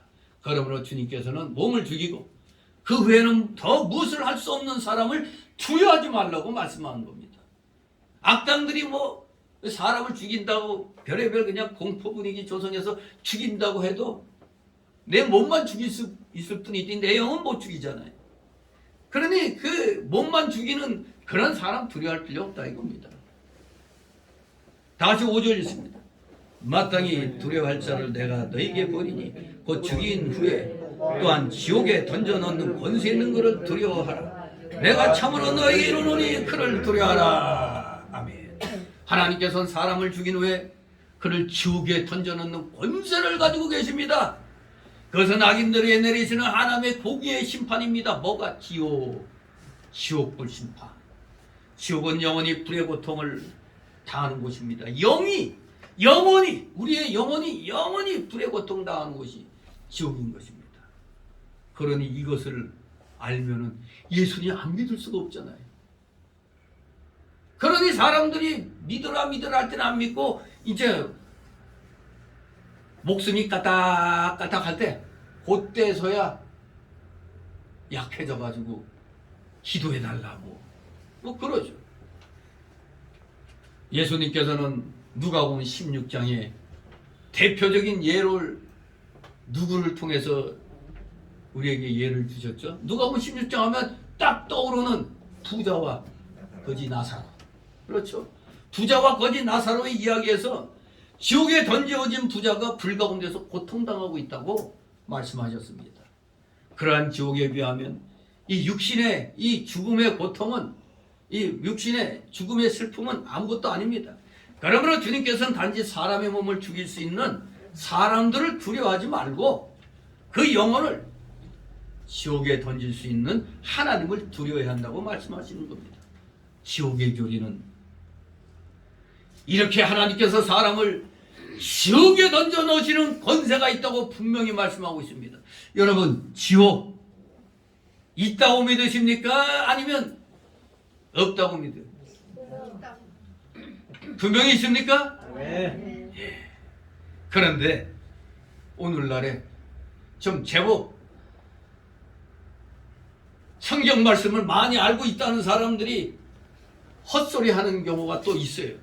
즉 여러분에게 만약, 그러니까 여러분보다 못해요. 여러분에게 지옥이 정말 장소로서 지옥이냐 물어보면 여러분은 당연히 장소로서의 지옥이라 얘기하는데, 아니 2000년 그 1월 30일자 그 지금으로부터 22년 전에 US 뉴스 앤 월드 리포트 거의 1월 30일자 거기에 보면은 바티칸 교황청과 가까운 관계를 가진 한 예수의 잡지에 이런 말을 이제 인용한 것을 보게 되는데, 그 예수의 잡지에 실린 글을 US 뉴스 앤 월드 리포트지가 인용을 한 거예요. 거기에 뭐라고 되어 있느냐? 지옥이란 장소가 아니고 상태, 즉 사람이 하나님의 결핍으로 인해 고통을 당하는 사람의 존재의 상태다. 그러니까 장소가 아니라 그냥 하나님의 결핍으로 인해 고통당하는 사람의 존재인 상태라고 이 예수의 잡지에 이렇게 쓰여요. 예수의 로마 카톨릭 그 잡지죠. 거기에 그 등장하는 교황 요한 바오로 2세가 바티칸의 총중에게 이렇게 얘기했어요. 교황이 요한 바오로 2세가 지옥은 장소가 아니고 자신들 하나님으로부터 자유로 그리고 명확히 분리시키는 자들의 상태를 가리킨다고 말했습니다. 그는 지옥이 하나님에 의해 외부적으로 부과되는 형벌이 아니고 하나님을 떠나 살겠다는 회개치 않는 죄인의 선택의 자연적인 결과라고 교황 요한 바오로 2세가 그렇게 말했어요. 즉 지옥이란 외적으로 그러니까 교황 바오로 2세는 지옥이란 외적으로 하나님에 의해서 부과된 형벌이 아니고 사람들이 이 생에서 채택한 태도들과 행위로부터 결과하는 상태다. 즉 저주는 영원한 저주, 지옥은 영원한 저주인데 스스로 자신에게 부과한 형벌이에요. 스스로 뭐 하나님에 의해서 부과된 뭐 그게 아니라 스스로가 부과한 형벌이라고. 이것도 헌츠빌 타임즈 7월 31일자 그 타임즈에도 요한 바오로 2세가 이렇게 말을 했다는 거예요. 지옥은 스스로 부과한 거라고. 간단하게 말하면 지옥은 우리 인간 스스로가 부과한 거라고 얘기하는 겁니다. 예, 기가 막힌 거죠. 그래서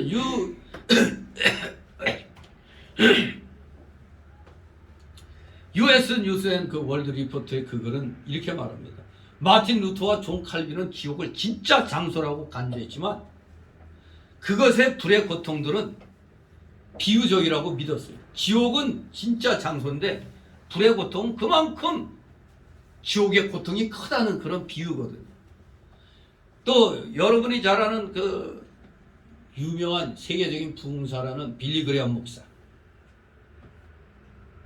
이 복음주의에 속한 빌리 그레엄 목사도 우리 일반 성도들보다 못한 말을 했어요.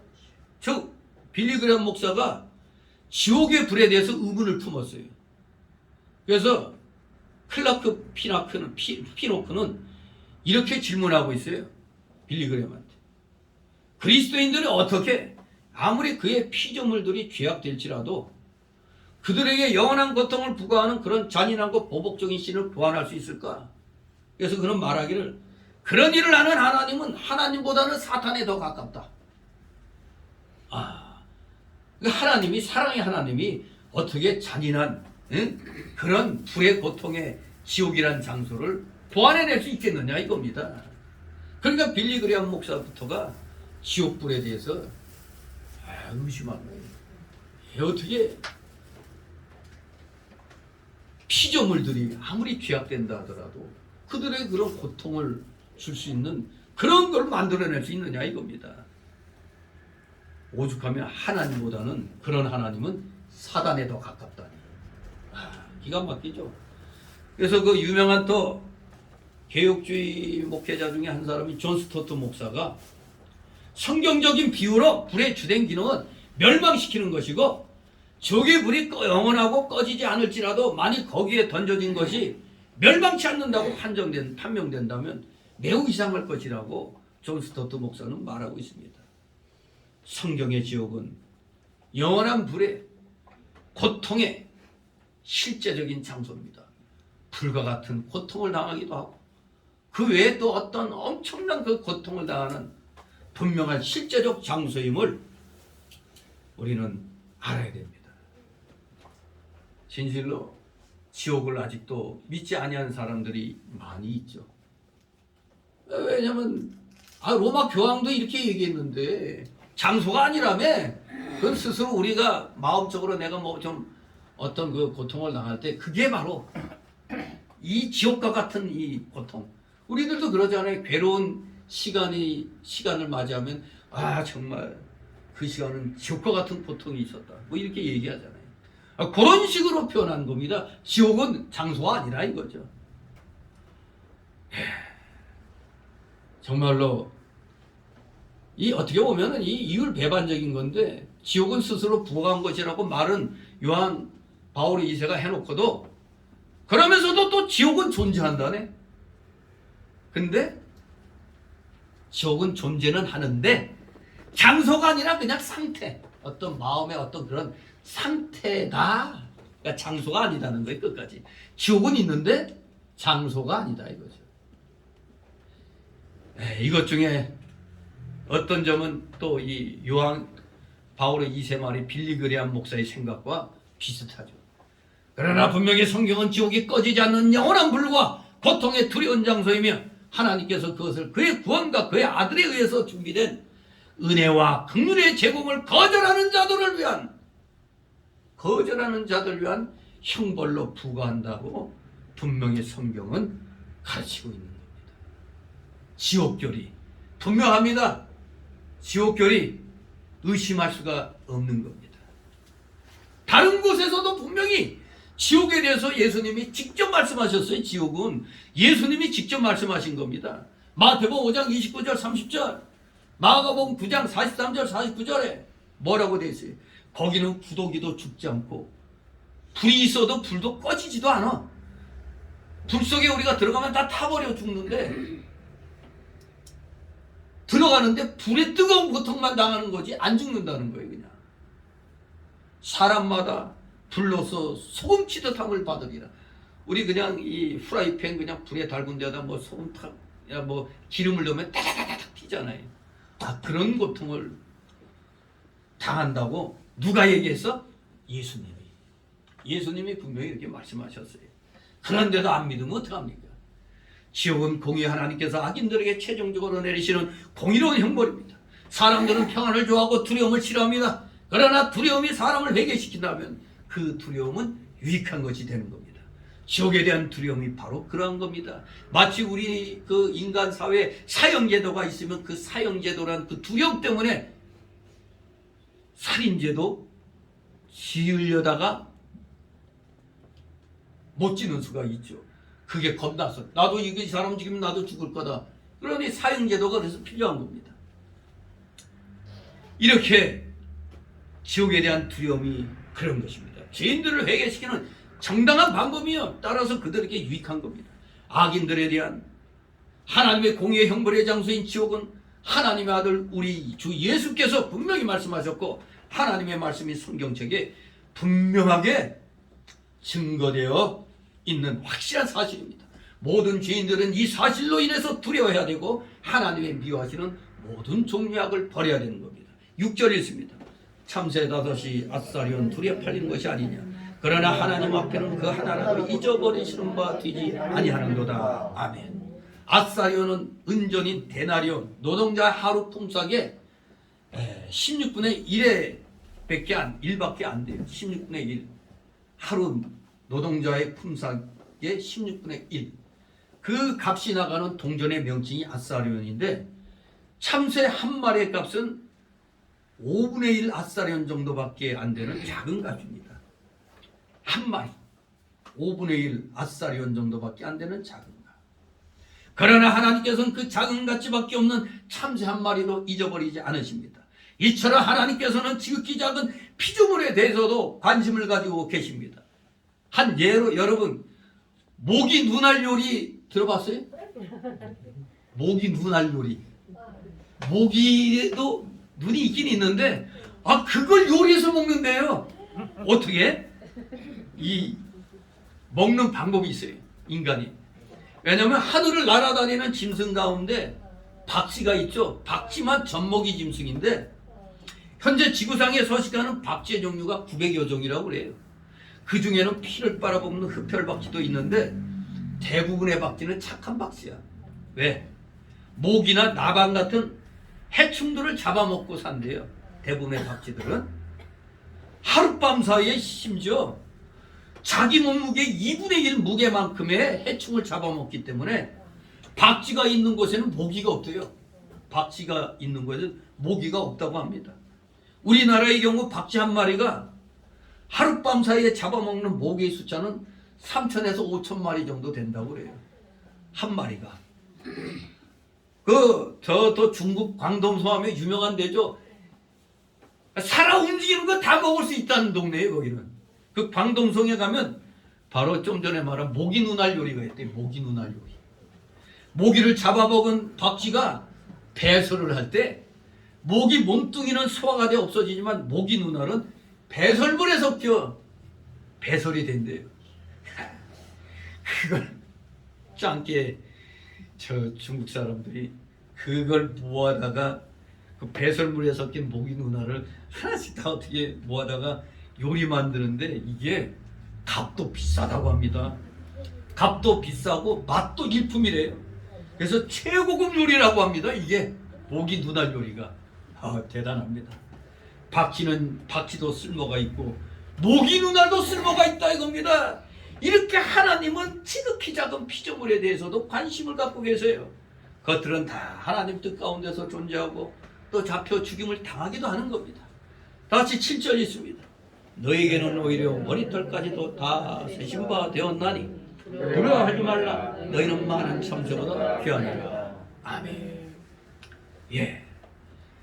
원문에 보면은 그러나 너에게는 심지어 머리털까지도 다 세신 바 되었나니 그러므로 두려워하지 말라. 이렇게 원문엔 특히 전통 본문에는 그러므로란 말까지 세신 바 되었나니 그 뒤에 그러므로란 말이 들어있어요. 그러므로 두려워하라 이겁니다.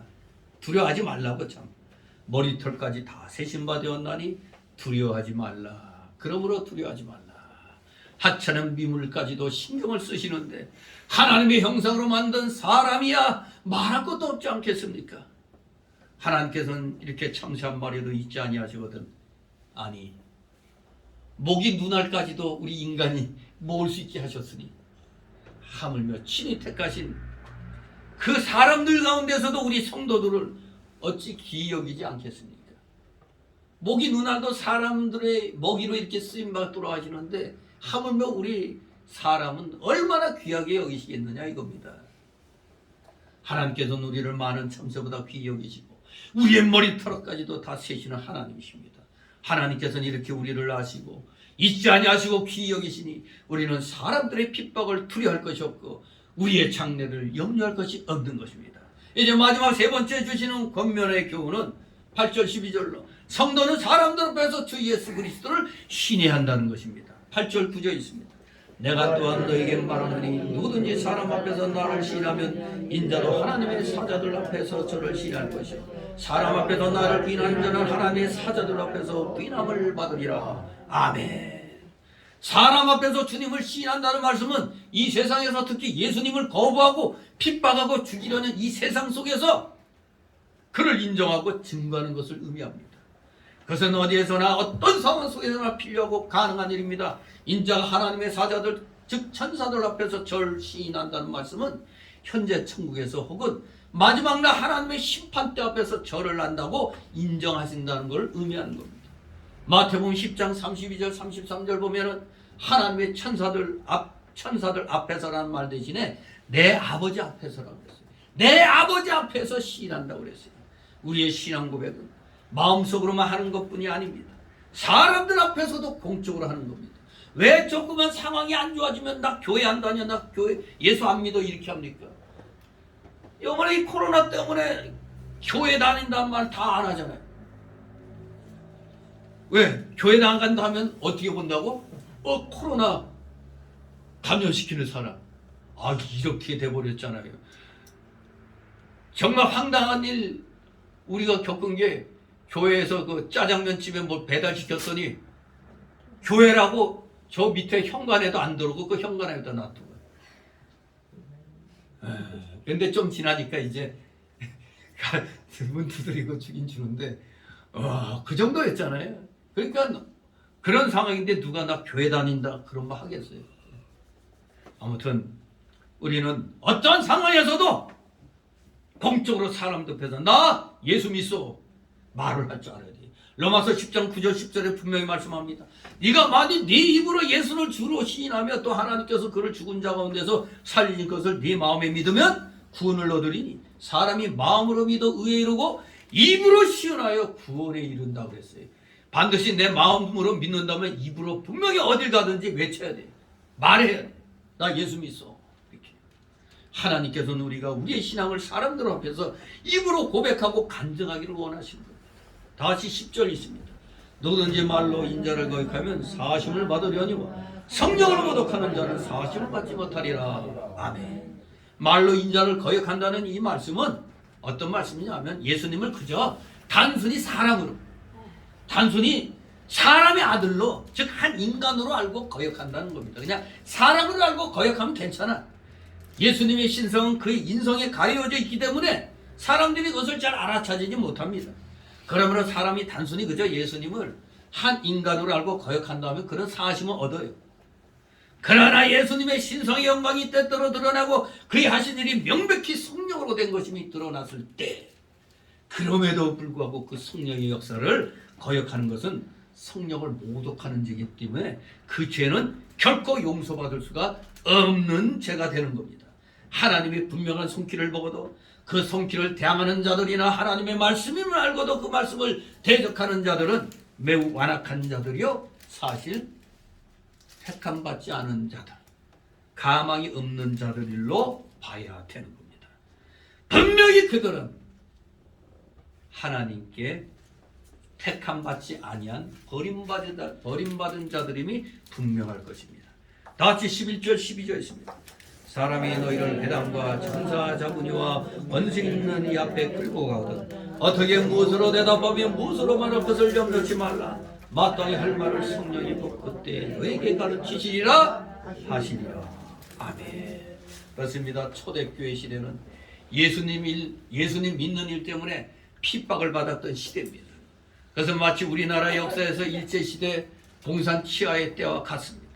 믿는 이들은 유대교 회당들에서도 신문과 핍박을 받고 세상 권세자들 앞에서도 그러할 것입니다. 주님께서는 바로 그 일을 예견하시면서 그러나 그들이 어떻게 혹은 무엇을 변명할지 또는 무엇을 말할지에 대해서 염려하지 말라고 가르쳐 주십니다. 왜냐? 성령께서 그때 마땅히 할 말을 그들에게 가르쳐 주실 것이기 때문이라 말씀하시는 겁니다. 성령께서 가르쳐 주시는 겁니다. 간혹가다 이제 갑자기 누구 간증하라고 그랬을 때 그 사람 나 말할 줄 모르는데 하지만 관증할 때 보면은 말할 줄 모른다면서 엄청 잘하거든요. 자기도 모르게 그냥 이 하나님의 감동이 임해서 쫙 하게 되는 겁니다. 성령께서 가르쳐 주시는 거예요. 하나님께서는 성도들이 당하는 이런 신문의 경우들을 통해서 무지한 종교가들에게 그리고 세상의 위정자들에게 예수 그리스도의 복음이 증거되기를 원하셨던 겁니다. 이제 결론적으로 오늘 말씀에서 발견한 세 가지 교훈들을 다시 한번 정리하고 마치도록 합니다. 첫째로 우리 성도는 뭐를 조심해야 된다고요? 외식을 조심해야 한다고 했습니다. 외식은 속과 겉이 다른 걸 말합니다. 그것은 즉 진실과 반대됩니다. 이런 외식은 누룩과 같아서 다른 이에게 악영향을 끼칩니다. 교회 안에 이런 외식자들이 활기를 친다면 그런 교회는 심히 어지러울 수밖에 없을 것입니다. 바울은 갈라디아 2장 11절 14절 보면 비록 베드로 사도라 할지라도 바울 사도는 외식할 때 그 베드로 사도를 아예 면전에서 책망해버렸어요. 똑같은 사도인데도 같은 사도끼리인데도 베드로가 외식하니까 바울 사도가 그대로 책망을 했습니다. 우리는 우리 자신이 외식하지 말고 또 외식하는 자를 보면 충고하고 권면해야 할 것입니다. 우리는 항상 진실을 말하고 진실하게 행동해야 되겠습니다. 두 번째 어떤 교훈을 주셨어요? 성도는 사람들을 어떻게 하라고? 두려워하지 말고 오직 하나님만 두려워해야 한다고 했습니다. 사람은 사람의 몸만 죽일 수 있을 뿐이지 우리 하나님은 사람의 영혼까지 지옥에 던질 수 있는 분이십니다. 우리는 사람들을 두려워할 때 시험에 빠지게 됩니다. 그래서 잠언서 29장 25절 보면 사람을 두려워하면 올무에 걸리게 되거니와 여호와를 의지하는 자는 안전하리라고 했습니다. 우리는 사람들을 두려워할 때 외식하게 되고 또 심지어 변절자도 됩니다. 그러면 우리는 사람들을 두려워하지 말고 오직 하나님만 두려워해야 됩니다. 그 대표적인 사람들이 누굽니까? 사람을 두려워하지 않고 하나님만 두려워한 인물들, 바로 다니엘서에 나오는 다니엘과 그의 세 친구들, 그 세 친구의 믿음이었습니다.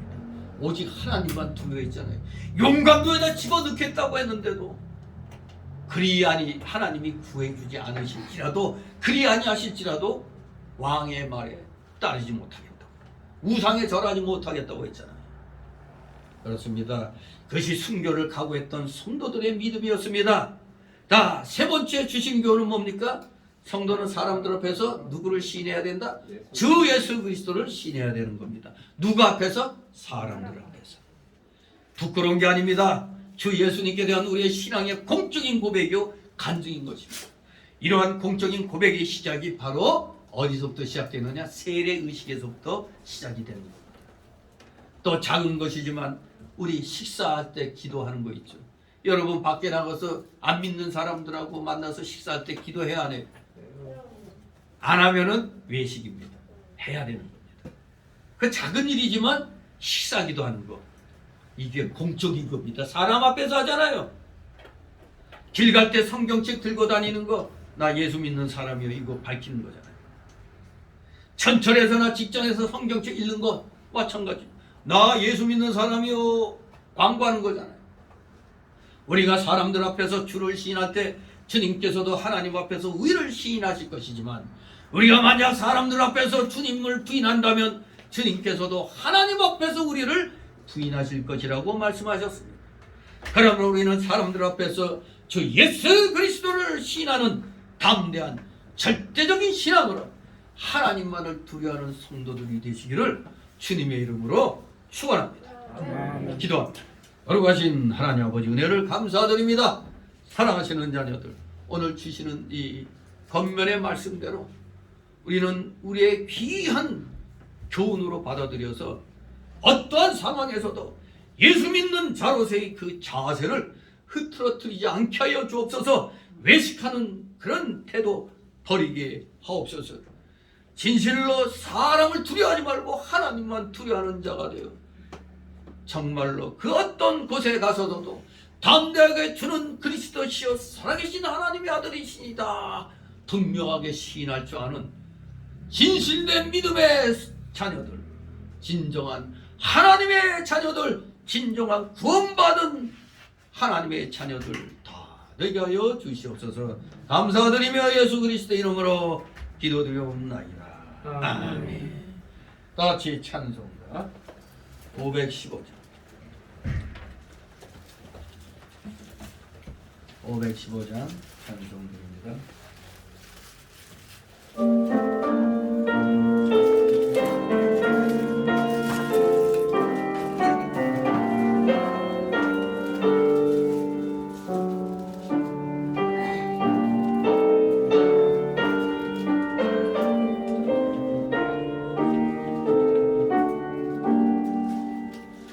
그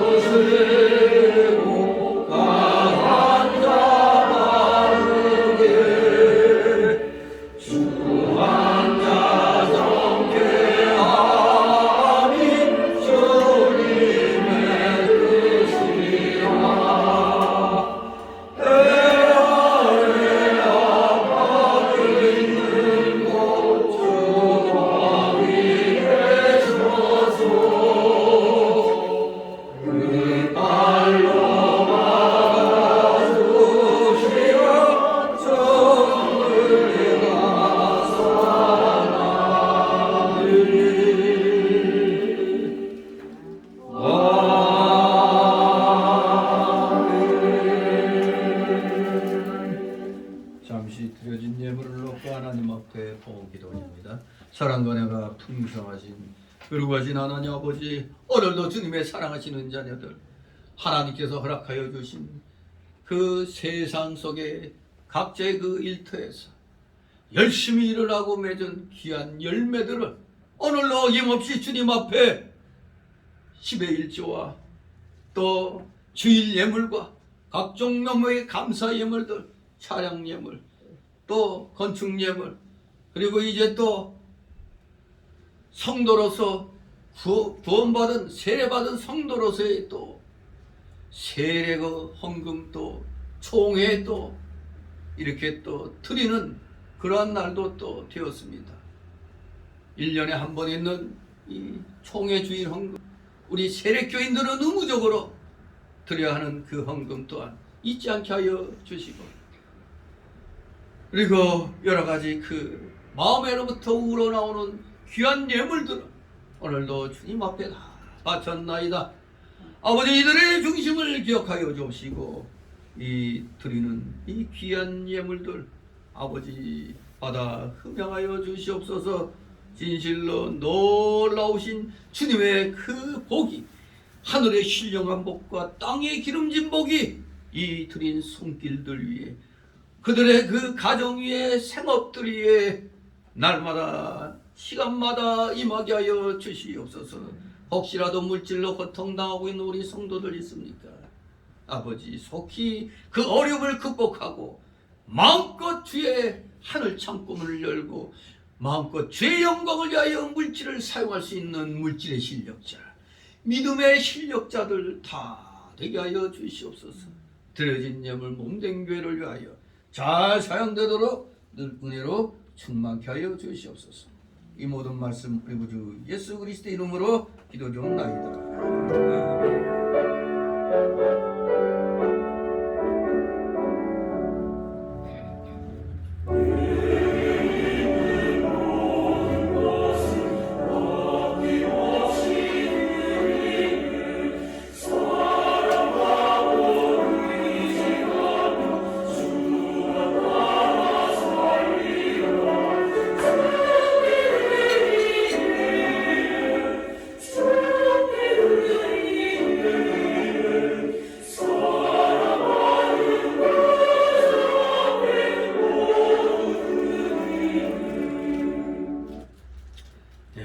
이 시간은 새신자 소개 시간인데 등록된 카드 없습니다. 우리 가볍게들 서로 인사들 나누시 바랍니다. 반갑습니다. 네. 나오시다 안 나오시는 분들 있으면 전화로 안부들도 묻기를 바랍니다. 광고 말씀은 다 읽어보신 줄 아는데 뒤에 맨 마지막 그 부분 보면 이제 4월달 이제 부활주일을 앞두고 고난주간 새벽 사경회가 4월 11일부터 있습니다. 이 고난주간 새벽 사경회에 우리 힘을 써서 1년에 한 번 새벽 시간에 안 나오시는 분들은 이럴 때 한번 마음 먹고 한번 나와서 중심을 하나님께 드리실 바랍니다. 이것도 기도하고 준비해야 나오실 수 있겠죠. 준비하시기 바랍니다. 그리고 여기 내가 이 광고에는 안 나왔는데 오늘이 20일이죠. 4월 두 번째 주까지 여기 세례교인에 한해서 세례교인들은 우리 총회에 10,000원씩을 갖다 하게 돼 있죠. 매년 했죠 우리. 아무튼 그 세례교인들은 기본입니다. 그게 성도로서의 의무금이에요. 그거. 제가 쓰는 게 아니고 교회에서 쓰는 게 아니라 총회에 우리가 낸 만큼 우리 세례교인 숫자만큼 내서 그걸 가지고 총회에서는 또 이제 뭐 선교 사업이나 이런 게 쓰는 겁니다. 그렇게 하시고 총회 주일헌금도 4월 두 번째 주까지는 그렇게 이제 준비를 해 주시길 바랍니다. 원래 그 지금은 뭐 사순절 기간이라고 그러죠. 저 3월 그 2일 날 그때 소위 재수요일이라고 하는 그때부터 부활주일 전까지 주일은 싹 뺀 40일간을 사순절이라고 그러는데 이 시작하는 수요일 날을 왜 재수요일이라고 하냐면 이 쟤를 이렇게 해가지고 이 이마에 옛날에는 이렇게 해서 십자를 이렇게 그렸다고 그래요. 이렇게 딱딱 이렇게. 그래서 제 수요일 뭐 그렇게 이제 표현을 합니다. 근데 우리 개혁주의에서는 고난 주간을 갖다 위주로 이제 하니까 뭐 요란하게 무슨 사순절 기간이라고 뭐 특별하게 하는 건 없습니다. 그러니 여러분들은 고난 주간 새벽 사경회 때 1년에 한 번 하는 행사니까 이렇게 참석들 하시길 바랍니다. 우리 다 같이 일어나셔서 62장 부르신 후 축복 기도로 마칩니다. 62장.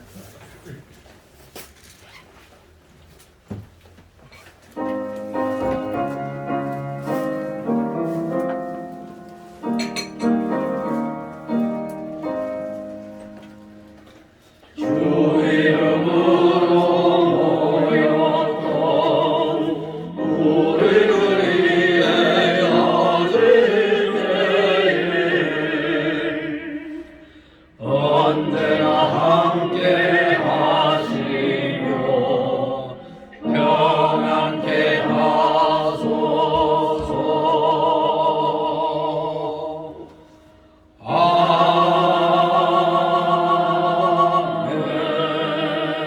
아멘.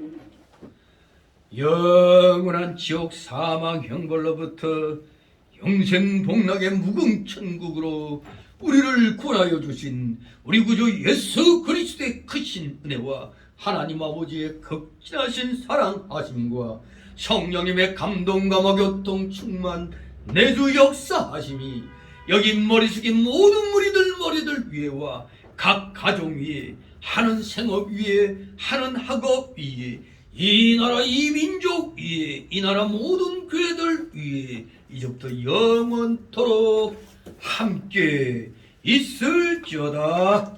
아멘.